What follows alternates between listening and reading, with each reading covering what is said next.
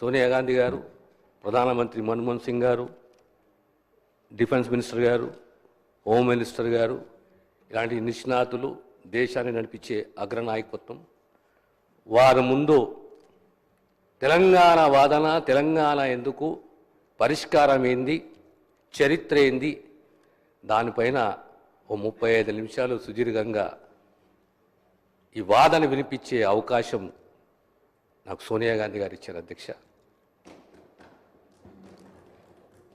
ఆనాడు వాదన తర్వాత అర్థమైపోయింది తెలంగాణ కళ సాకారం కాబోతుంది అని చెప్పేసి.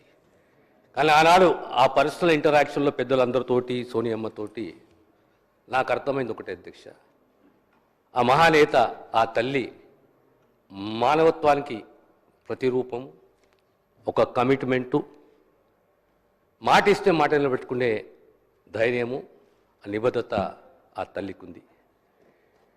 ఈరోజు తెలంగాణ కళ సాకారమైన తర్వాత కూడా ఆనాటి లీడర్ ఆఫ్ ద హౌస్ ఇక్కడనే స్టేట్మెంట్ ఇచ్చిండు. తన స్టేట్మెంట్ ఈ రోజున కొత్తగా కొలుదిన తెలంగాణ రాష్ట్ర శాసనసభలో తెలంగాణ రాష్ట్ర శాసన నాయకుడిగా, తెలంగాణ రాష్ట్ర ముఖ్యమంత్రిగా శ్రీమతి సోనియా గాంధీ గారికి నేను హృదయపూర్వకమైనటువంటి కృతజ్ఞతలు తెలియజేస్తున్నానని చెప్పేసి. అధ్యక్ష, రాజకీయాల్లో ఓటమి గెలుపు అనేది సహజం, పదవులు శాశ్వతం కాదు.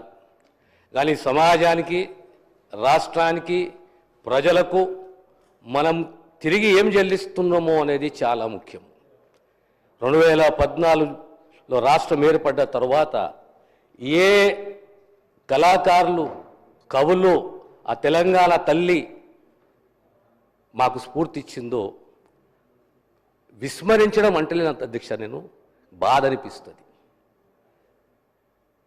ఈరోజు ఆ తెలంగాణ తల్లి ప్రతిరూపాన్ని చూస్తే నాకు మా నాయనమ్మ గుర్తొస్తున్నది. నిండు ఆభరణాలు కావు, నిండు ఆభరణాలు ఉన్న తల్లిని ఏమంటామో నాకు తెలియదు, కానీ నిండు ఆభరణాలు కావు, కానీ నాకు నా నాయనమ్మ గుర్తొస్తున్నది. నేను ఆ జాతికి, ఆ సమాజానికి చెందిన వాడిని, ధైర్యము, సత్తా, తెగింపుతోటి పెరిగిన వాడిని. అందుకే ఈరోజు మా ముఖ్యమంత్రి గారికి హృదయపూర్వక ధన్యవాదాలు తెలియజేస్తున్నాను. సబండ వర్గాల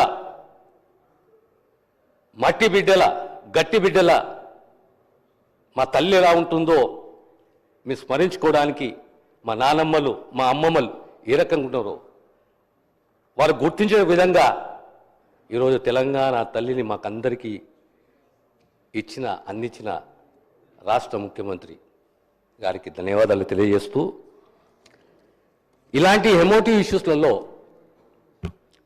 ఎప్పుడు రాజకీయాలు ఉండొద్దు అధ్యక్ష.